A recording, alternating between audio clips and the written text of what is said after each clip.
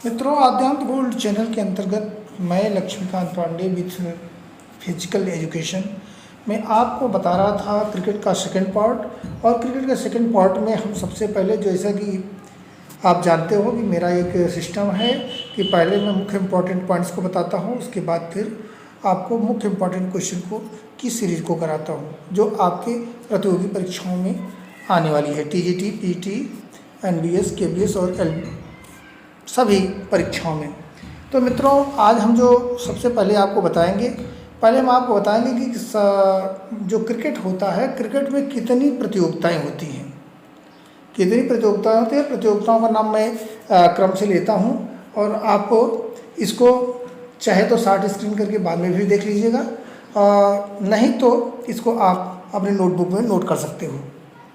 चलिए, सबसे पहले मैं बताता हूँ आपको सहारा कप, दूसरा है पेप्सी कप, तीसरा है कोको कोला कप, फिर है मोइनुद्दीन स्वर्ण cup, Rani Jhansi trophy, Vijay Merchant trophy, Binoo Mankad trophy, Wills cup, Irani trophy, विश्व cup, Titan cup, triangular series cup, Singer cup, Sharjah cup, NatWest trophy, Asia cup, ICC trophy, Benson and Hedges cup, Ranji trophy, Duleep trophy, Deodhar trophy और Rohinton Baria trophy, Cooch Behar trophy, Sheesh Mahal trophy और Arlem trophy, LG cup, Morocco cup और Vijay Hazare trophy. ये हमारे मुख्य important प्रतियोगिताएं हैं जो लगभग परीक्षाओं में आती रहती हैं। इन प्रतियोगिताओं को आप रट के रखें, हर परीक्षाओं में कुछ न कुछ इसमें से पूछा जाता है। फिर अगले मुख्य इंपॉर्टेंट पॉइंट्स की ओर बढ़ते हैं कि क्रिकेट में प्रयुक्त होने वाले जो शब्द होते हैं इनको हम कैसे, कभी कभी ऐसे पूछ लेता है कि रिवर्स स्वीप ये किस खेल से संबंधित है, बेबी ओवर किस खेल से संबंधित है, फुल टॉस क्या है। तो इस तरह के प्रश्न पूछे जाते हैं। तो हम उसी के लिए आपको एक तरफा मैं बता देना चाहूँगा क्रिकेट में कौन कौन से शब्द का प्रयोग किया जाता है। चलिए, पहले स्टंप, कैच, बाउंड्री, सुपर सब, एसेस, स्लॉग ओवर, मिस, सीम।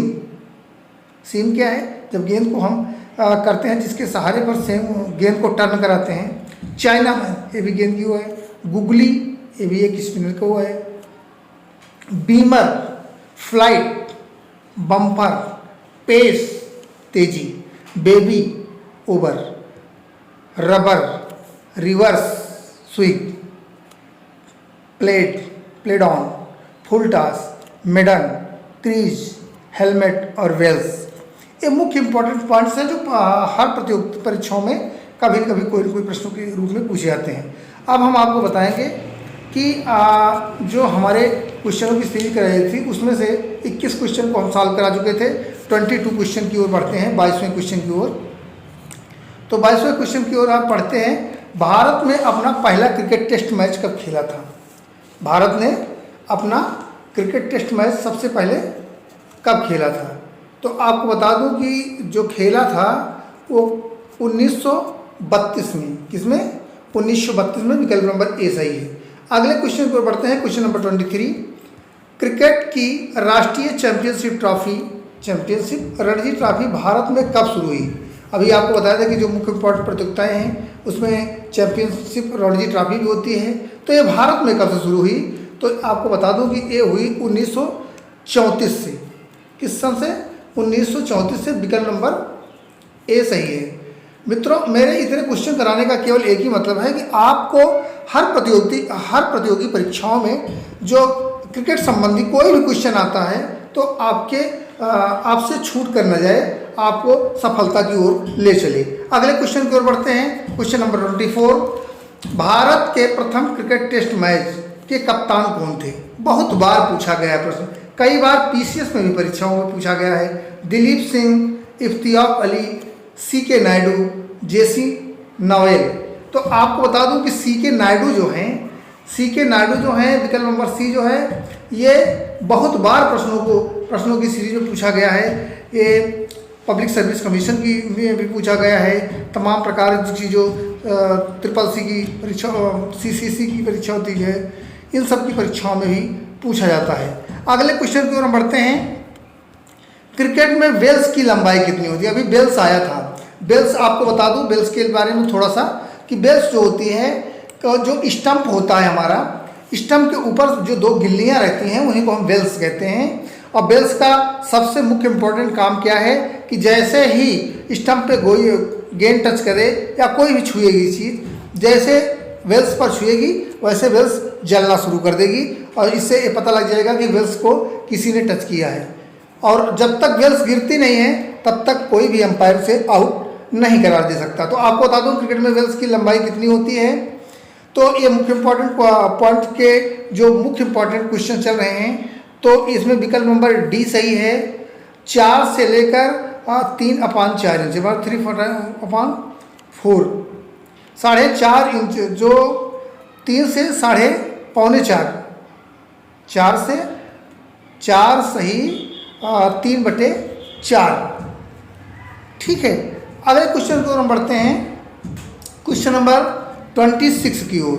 26 क्वेश्चन मेरा क्या कह रहा है? हमारा कह रहा है कि बॉलर द्वारा फेंकी गई बॉल कौन सी नो बॉल नहीं है। ठीक है, क्वेश्चन को समझिए कि जो बॉलर जो फेंकता है बॉल, उसमें से कौन सी बॉल जो है वो नो बॉल नहीं करार दी जाएगी। तो आपको बता दूं, फेंका या झटका जाए। ठीक है, क्रिकेट में बहुत ऊंचा फेंकना, इससे भी हो जाएगी। पैर बैटिंग क्रीज से आगे जाना और रिटर्निंग क्रीज को पैर से काटना। तो इस प्रकार के जो ये क्वेश्चन हमारा है, क्वेश्चन नंबर 26, तो इसका विकल्प आप सोच कर ये बताएं कि क्या हो सकता है। तो आपको बता दूं कि विकेट जो होता है, विकेट से बहुत ऊंचा फेंकना जो होता है, ये नो बॉल नहीं करार दी जाती, इसको हम वाइड करार दे देते हैं। क्या दे देते हैं? वाइड करार दे देते हैं। अगले क्वेश्चन की ओर बढ़ते हैं। क्वेश्चन नंबर 27, यदि गेंद प्रहारक माने फेंकने वाला के बैट वाले हाथ को छोड़कर शरीर के किसी भी भाग में छूकर पास निकल जाए तो रन बन जाएगा। तो रन बन जाए तो क्या निर्णय देगी? पक्का है कि अगर जो गेंदबाज है, मतलब बॉलर बैट्समैन है, बैट्समैन के शरीर में अगर गेंद छू कर जाती है, बैट से नहीं लगती है, कहीं भी छू जाती है और एक रन बन जाता है, तो उसको हम कहते हैं बाई। क्या कहते हैं? उसको हम कहेंगे लेग बाई।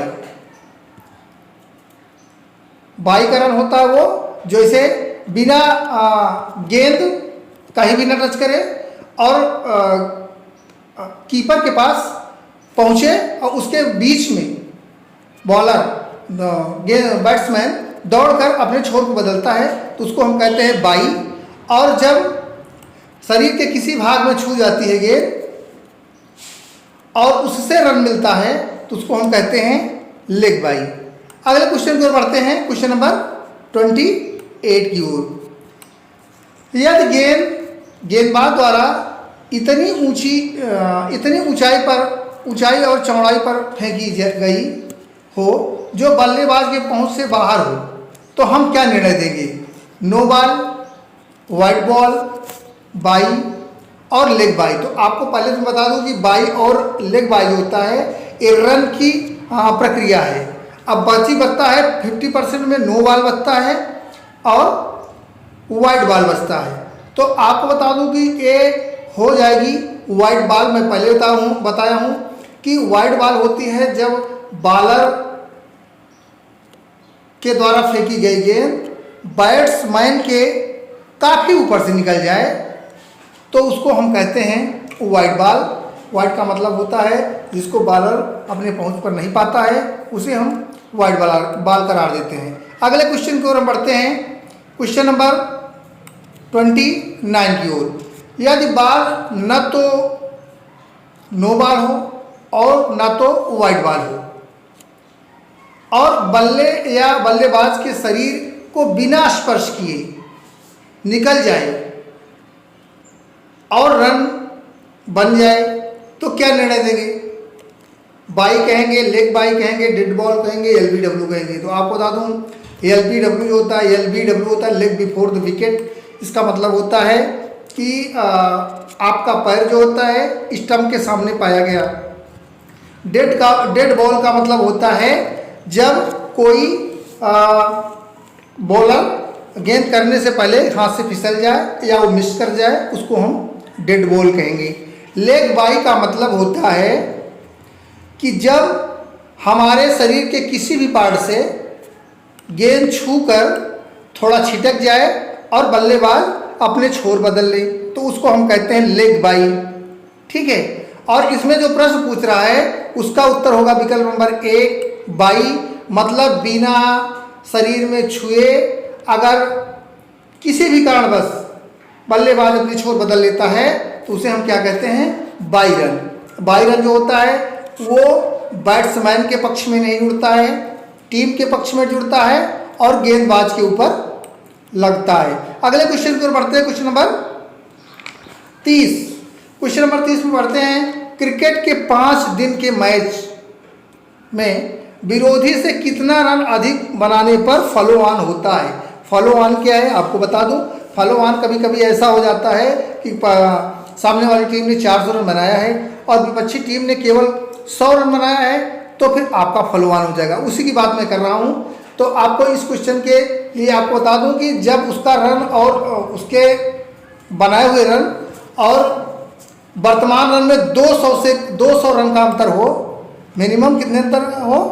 200 रन का हो, तब उस टीम को फॉलो ऑन खेलना पड़ता है, वरना एक बार में दूसरी बार उसी पिच पर खेलना पड़ेगा। अगले क्वेश्चन को बढ़ते हैं, क्वेश्चन नंबर 31। क्रिकेट पिच के सेंटर से बाउंड्री लाइन की दूरी कम से कम कितनी होनी चाहिए?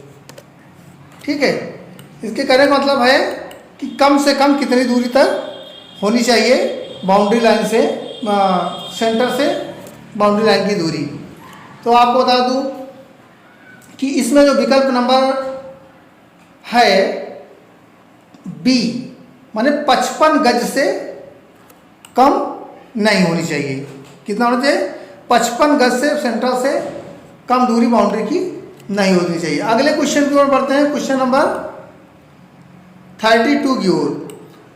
क्रिकेट के एक दिवसीय मैच में विरोधी टीम से कितना रन अधिक बनाने पर फॉलो ऑन होता है? हमको लग रहा है क्वेश्चन मिस हो गया है क्या? ऐसा क्वेश्चन नहीं पूछा जा सकता, क्योंकि फॉलो ऑन का जो सिस्टम होता है वो टेस्ट मैचों में होता है, 5 दिवसीय मैचों में होता है, वनडे में नहीं होता है। जो एक दिवसीय है, एक दिवसीय यहाँ से ये गलत है, इसको 5 दिवसीय होना चाहिए, ये प्रिंट मिस्टेक हुआ है। चलो अगले क्वेश्चन की ओर बढ़ते हैं, क्वेश्चन नंबर 33 की ओर। क्रिकेट के 9वां एक दिवसीय विश्व कप विश्व कप का आयोजन 2007 में कौन करेगा? कौन करेगा नहीं, कौन किया था होना चाहिए, कौन किया था होना चाहिए। तो आपको बता दूं कि इसमें जो विकल्प नंबर है 33 क्वेश्चन का, ये है वेस्ट इंडीज। किसने किया था? वेस्ट इंडीज ने किया था। अगले क्वेश्चन की ओर बढ़ते हैं, क्वेश्चन नंबर 34 की ओर, और ये हमारे इस सीरीज का अंतिम क्वेश्चन है।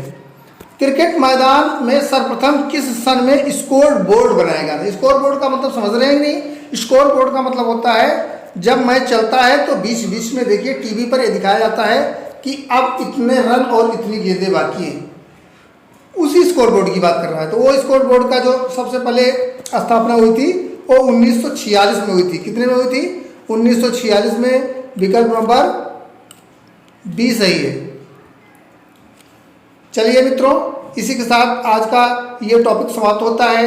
हम आशा करते हैं कि आपको बताए गए क्वेश्चनों की सीरीज में बढ़िया से तैयार करेंगे आने वाली टीजीटी परीक्षा में जो 2021 की है। और आपको ये भी बता दूं कि इसकी अंतिम डेट 11 अप्रैल है। इसके पूर्व आप लोग अपने रजिस्ट्रेशन और फॉर्म को सुव्यवस्थित होकर भर लें, अन्यथा आप फॉर्म भरने से वंचित रह जाएंगे। मित्रों, इसी के साथ लाइक सब्सक्राइब करना ना भूलें। जय हिंद, जय भारत।